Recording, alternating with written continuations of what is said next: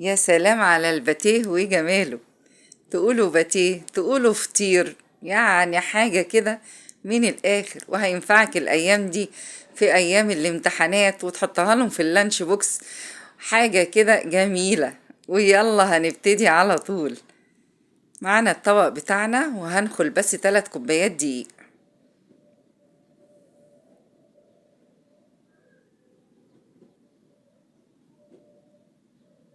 خلاص كده انا خلت الدقيق بتاعي وهحط المكونات كلها بقى مع بعض.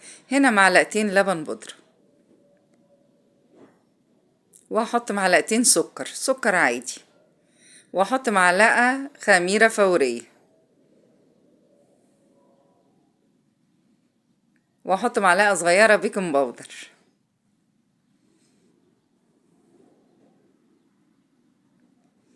ديهم كده بس تقليبة كده مع بعض. وهنا بيضة بدرجة حرارة المطبخ، وحبة فانيليا سايلة، وذرة ملح، ومعلقتين زبدة بدرجة حرارة المطبخ. معلقتين بس يا ست الكل، مش مكلفاكي اي حاجة. حاجة كده جميلة وحلوة قوي. هنا بقى المية دافية، انا بعاير كوباية بس واحط حبة حبة زي ما اتعودنا، ما بحطش المية كلها مرة واحدة.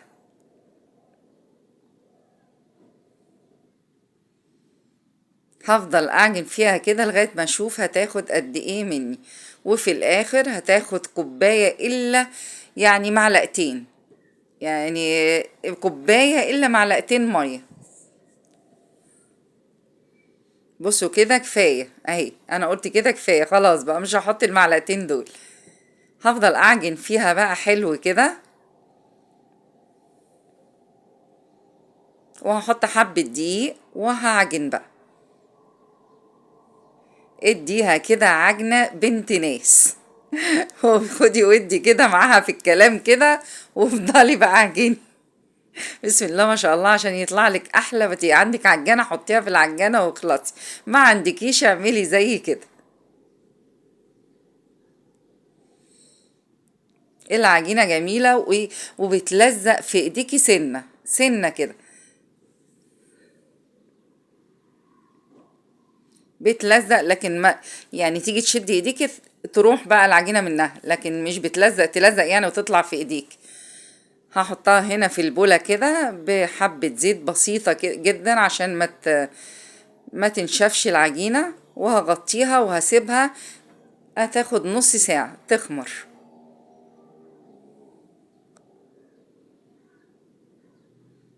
غطيها كده وبفوطة حطيها في مكان دافية تخمر في خلال نص ساعة.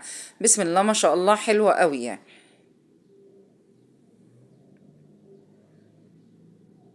هحط حبة دقيق كده برضو، هفرد بقى العجينة بتاعتي. هعملها بس رول طويل كده، وهقطع يعني ايه كل تقطيعة كده زي البرتقانة المتوسطة، مش الكبيرة، المتوسطة كده يعني.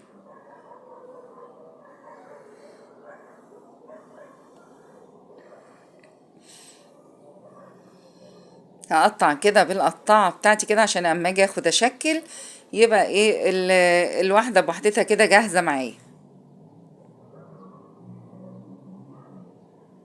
هحطهم كلهم على جنب كده واغطيهم بأكياس.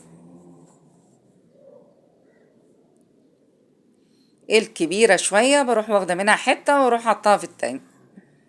هغطيهم بأكياس هنا جنبي كده، واحط برضو رشة دقيق، وهروح فرداها بالطريقة دي كده طويلة. بسم الله ما شاء الله، احلى بيتيه ممكن تاكليه.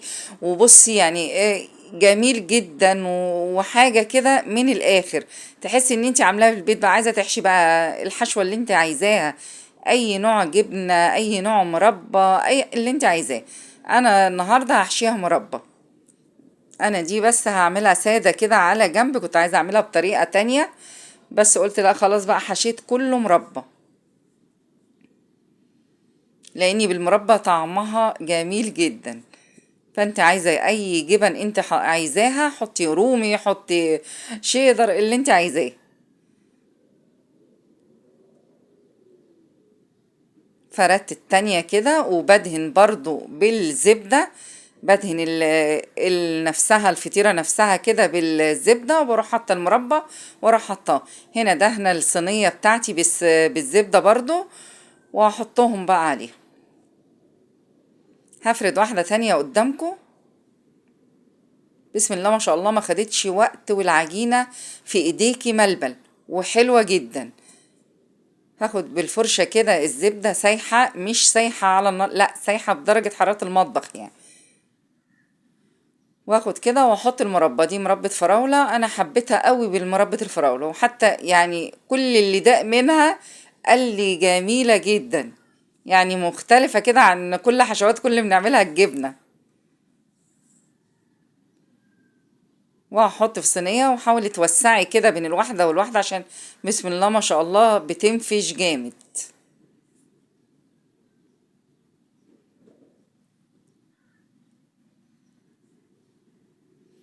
ولو وصلتي لغاية هنا يا ست الكل، ما تنسيش اللايك اللايك اللايك والمشاهدات الكاملة، واشتراك في القناة عشان يوصلك كل جديد، وتفعلي زر الجرس عشان المشاهدات الأيام دي يعني حلوة، شمعة منورة يعني، ولا فل شمعة منورة.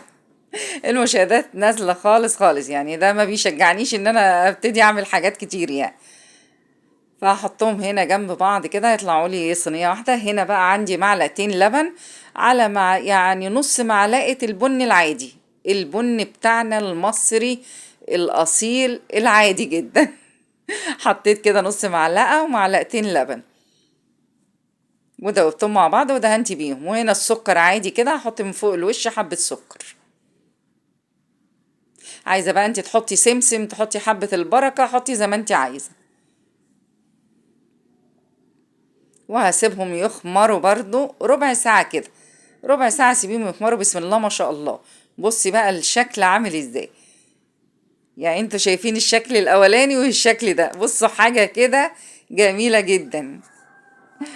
هدخلهم الفرن على 170، وفي في الرف الوسطاني يعني، ولا ولعت شواية ولا شغلت شواية، والله هي كده ما خدوش مثلا 10 دقايق وطلعت لي بالمنظر ده. اول ما طلعت رحت حاطه حبة سكر على حبة مية في الرشاش اللي انتوا شايفينه البخاخة دي، ورشيت عليها وده حطيتهم، ورحت حاطه اكياس فوقيها وسبتهم 10 دقايق، وبعدين طلعتهم بالمنظر ده. حاجة كده جميلة وطعمها حكاية، واحنا بناكلها حاسين ان احنا بناكل فطير مشلتت. بصوا يعني تحطيها كده في ورق الزبدة كده اكنك شارياه من بره. بسم الله ما شاء الله. والمربى من جوه كده جميلة، تنفع ولادك الايام دي في اللانش بوكس كده، او وهم رايحين الدروس، حاجة كده من الاخر وحاجة نظافة يعني.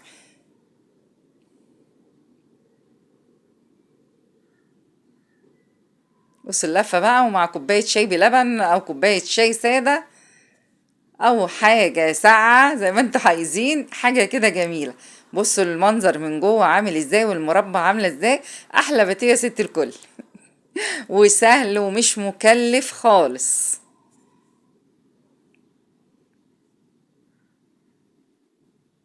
اعمليه بنفس الطريقة، بصي يعني مش هتبطلي تعمليه كل يوم. عملت كوباية شاي هنا بقى، وعليها نعناع اللي انا زرعاه في البلكونة. خدت كده عود كده وحطيت حاجة كده جميلة. بسم الله ما شاء الله.